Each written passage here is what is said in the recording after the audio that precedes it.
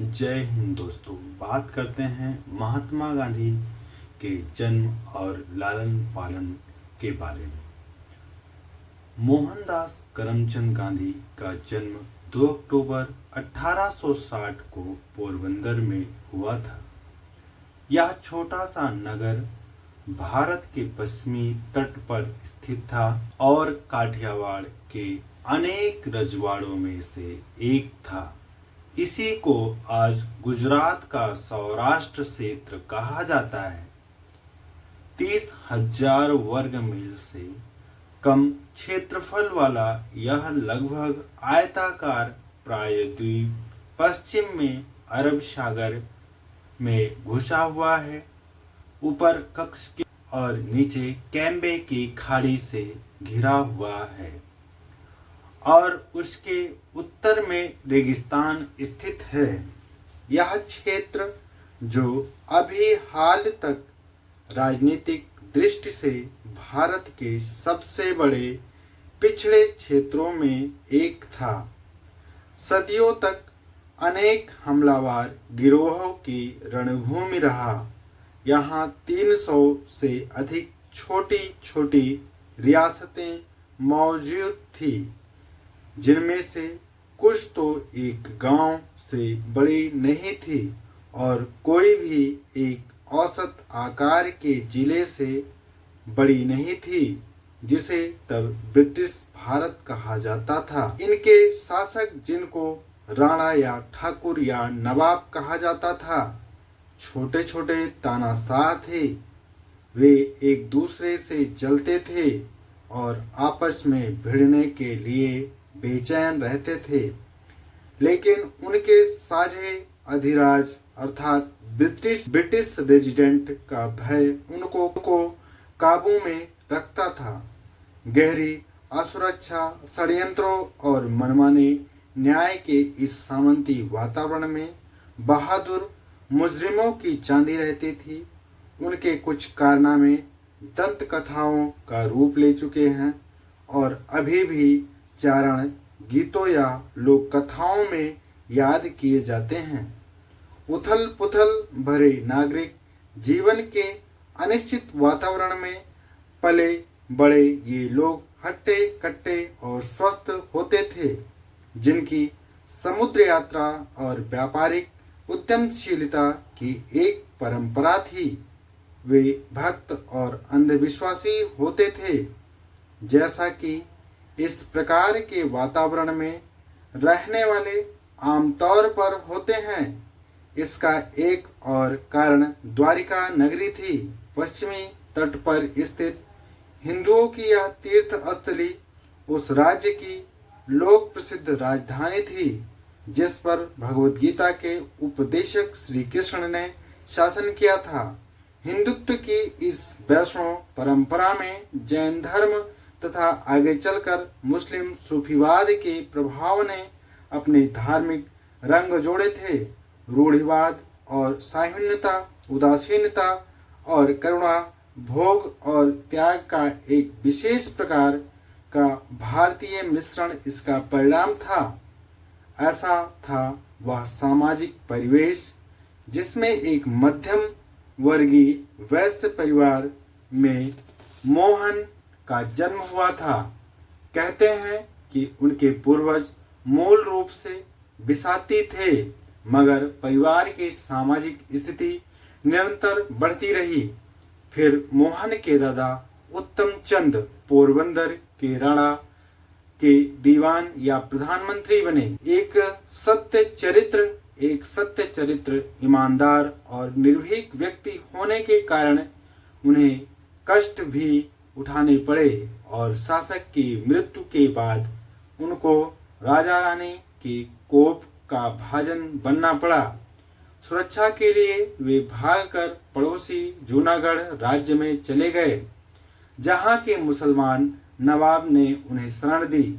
जब वे नवाब के सामने उपस्थित हुए तो उन्होंने उसे बाएं हाथ से सलाम किया और इस धृष्टता का कारण यह बतलाया कि उनका दायां हाथ तो अभी भी पोरबंदर के प्रति निष्ठावान था। लगभग 20वीं सदी तक उस पिछड़े इलाके में बाकी बचे सामंती युग में निष्ठाएं संकीर्ण होती थी और उनके नियम बड़े कठोर होते थे। नवाब बहादुर उदार था और उसने इस साहसपूर्ण उत्तर की प्रशंसा करते हुए न केवल उनको नाम मात्र का दंड देकर छोड़ दिया, बल्कि इस बहादुर शरणार्थी पर एक विशेष कृपा भी की। बाद में जब पोरबंदर में एक नए राणा ने शासन संभाला तो नवाब ने अपने प्रभाव का उपयोग करके उसको वापस पोरबंदर भिजवा दिया। उत्तम चंद के बाद फिर उनके बेटे करमचंद गांधी पोरबंदर के दीवान बने। अपने पिता की तरह उन्होंने भी मामूली औपचारिक शिक्षा पाई थी, लेकिन वे सत्यप्रिय थे, साहसी थे, दृढ़ चरित्र के व्यक्ति थे और व्यवहारिक सहज बुद्धि से लैस थे। उनके अनेक सद्गुणों को याद करते हुए उनके और भी सत्यवान और योगी प्रकृति बेटे ने आगे चलकर लिखा।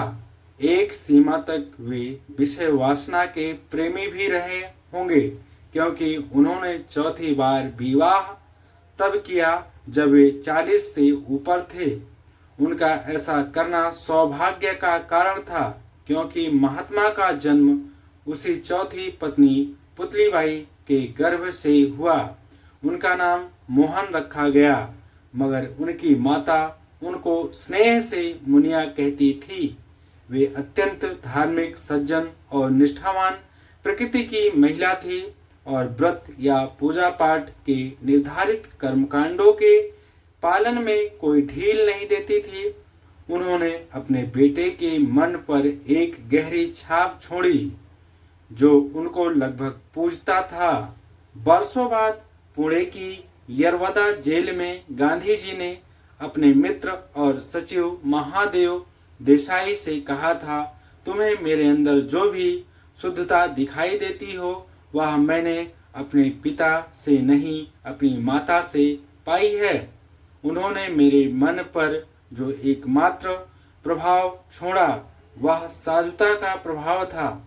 मोहन को पोरबंदर के एक प्रारंभिक विद्यालय में भेजा गया, जहां उन्हें पहाड़े याद रखना कठिन लगता था।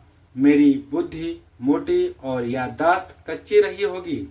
जल्द ही उनका परिवार राजकोट चला गया, जो काठियावाड़ की एक छोटी सी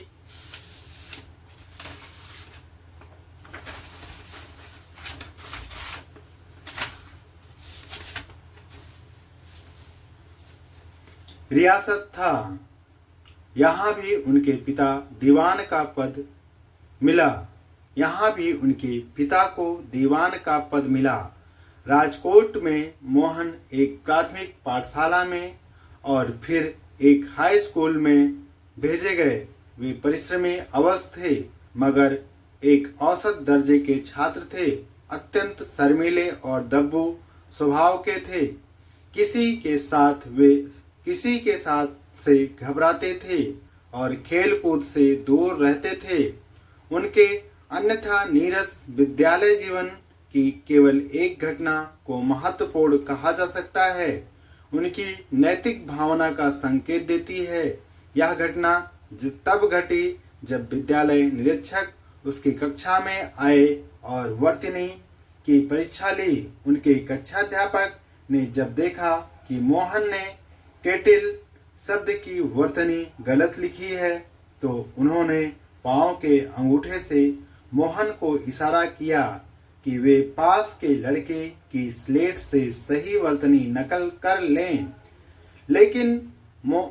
लेकिन मोहन ने रुखाई से इस संकेत की उपेक्षा की और बाद में अपनी मूर्खता के लिए लताड़े भी गए। महात्मा ने आगे लिखा, मैं कभी नकल की कला सीख ही नहीं सका, लेकिन कक्षा के बाहर का जीवन कम घटना विहीन और नीरस था और इस बात का गवाह था कि देखने में दब्बू लड़का किसी नैतिक उद्देश्य या प्रयोग के लिए जोखिम उठाने से चूकने वाला नहीं था।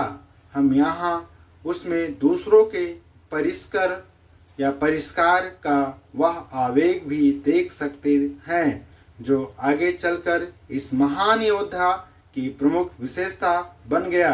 हालांकि इस दृष्टांत में इस उत्साह ने उसे लगभग पथ विमुख ही कर दिया था। वे अपने बड़े भाई के एक मुस्लिम दोस्त की ओर आकृष्ट हुए जिसका नाम शेख मेहताब था।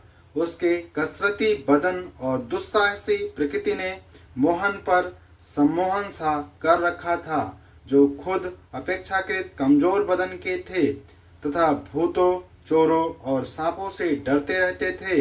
मेहताब किसी भी चीज से नहीं डरता था तथा सामाजिक और नैतिक नियमों का खुलकर मजाक उड़ाया करता था। इस दोस्त के कारनामों ने मुझ पर जादू कर रखा था।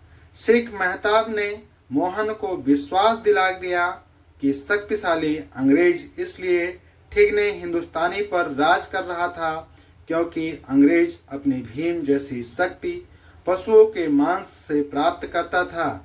इसलिए एक रूढ़िवादी शाकाहारी परिवार में पले मोहन ने चुपके चुपके पका हुआ मांस खाया।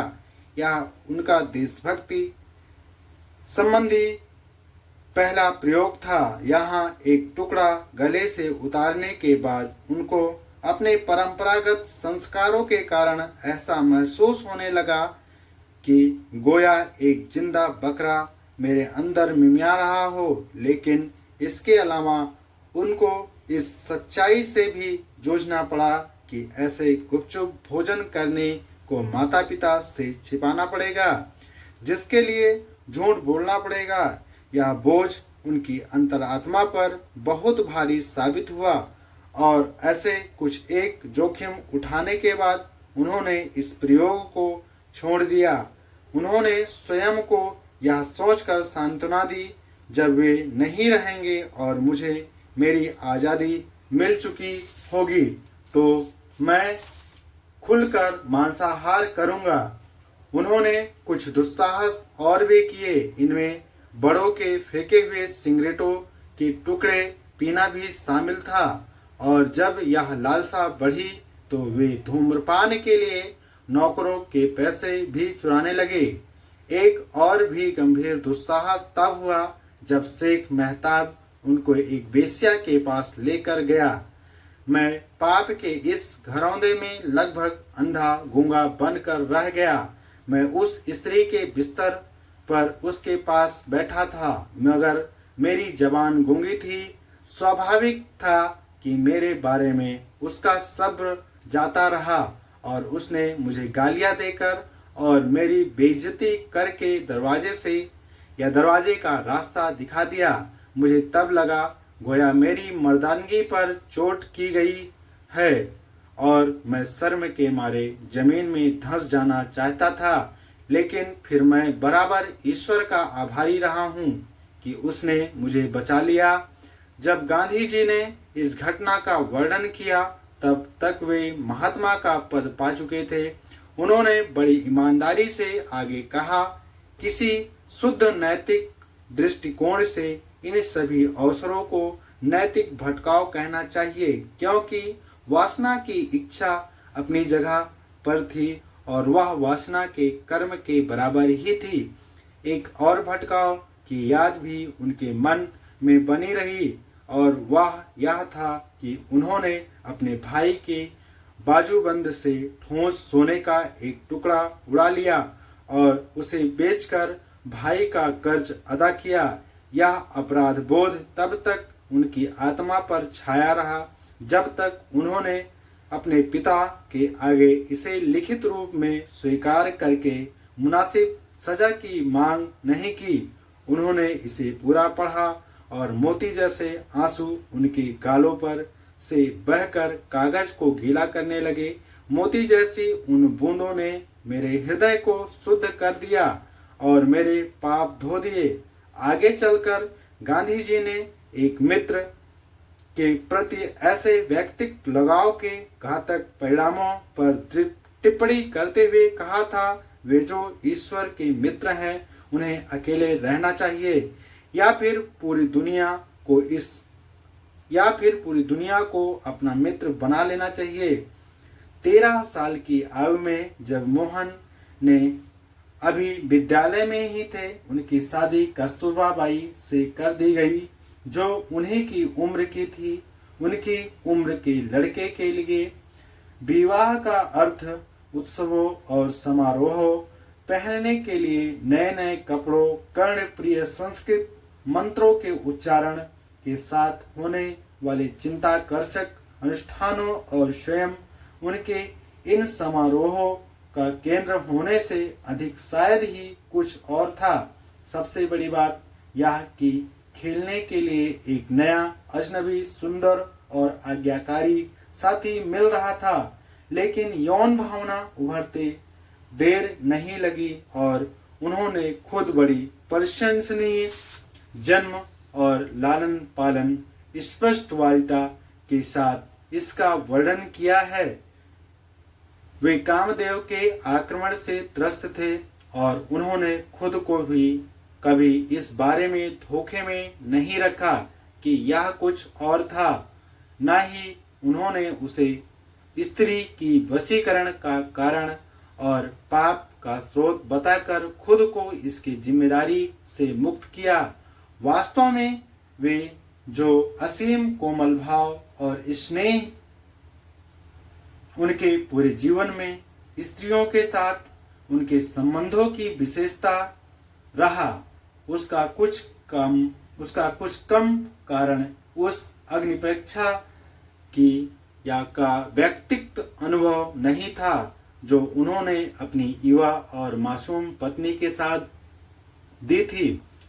वास्तव में एक घटिया किस्म की धातु को सोने में रूपांतरित करने वाला यही आंतरिक रूपांतरण था, जिसके कारण गुरुदेव ने गांधी जी के बारे में कहा था, वे यौन जीवन को मानव की नैतिक प्रकृति के प्रतिकूल बताकर उसकी निंदा करते हैं और यौन के प्रति उनका भय उतना ही अधिक था जितना द क्रूजर सोनाता के लेखक का है। लेकिन ये तालस्ताय के विपरीत अपने जैसे मनुष्यों को लुभाने वाली यौन भावना से कोई घृणा नहीं करते। वास्तव में स्त्री जाति के प्रति उनका कोमल भाव उनके चरित्र की महानतम और सबसे सुसंगत विशेषताओं में एक है और वे समझते हैं कि उनके देश की स्त्रियों में कुछ ऐसे भी हैं जो उनके नेतृत्व में जारी महान आंदोलन में उनकी बेहतरीन और सबसे सच्ची संगनी होंगी। उनके मस्तिष्क पर छा जाने वाली एक घटना उस रात घटी जब उनके पिता की मृत्यु हुई। वे रोगी की सेवा में लगे थे और बिस्तर पर उनकी मालिश कर रहे थे, लेकिन उनके विचार उनकी पत्नी के गिर्द बनरा रहे थे, जो संभवतया बिस्तर में लेटी उनके आने का इंतजार कर रही थी। जब उनके चाचा ने उनकी जगह लेने की बात कही तो मोहन खुशी से फूले नहीं समाये और सीधे अपने शयन कक्ष की ओर दौड़े। मेरी पत्नी बेचारी गहरी नींद में थी, लेकिन मेरे वहां रहते हुए वह सो कैसे सकती थी।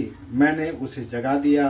कुछ मिनट के बाद दरवाजे पर दस्तक हुई जिसने उनके जुनून को तोड़ दिया। तब यह दुखद समाचार मिला कि उनके पिता अब नहीं रहे। पिता के मरने की नाजुक घड़ी में काम वासना से त्रस्त होने की वह शर्मिंदगी एक ऐसा कलंक था जिसे मैं कभी मिटा या भुला नहीं सका। और मैंने हमेशा यही सोचा कि हालांकि माता पिता के प्रति मेरी भक्ति असीम थी और इसके लिए मैं किसी भी वस्तु का त्याग कर सकता था, मगर यह भक्ति दबी रही और इसका अक्षम्य अभाव रहा क्योंकि मेरा मन उसी क्षण वासना की जकड़ में था। इसलिए मैंने खुद को हमेशा ही एक कामुक हालांकि निष्ठावान पति समझा है। मुझे वासना के बंधनों से मुक्त होने में लंबा समय लगा और इसे वशीभूत करने से पहले मुझे अनेक परीक्षाओं से गुजरना पड़ा। मनोवैज्ञानिक अंतर्दृष्टि से परिपूर्ण कोई भावी जीवनी लेखक इस घटना को और इस पर गांधी जी की टिप्पणियों को महात्मा के जटिल और उलझन भरे व्यक्तित्व को गहराई से समझने के लिए एक उपयोगी सूत्र समझेगा।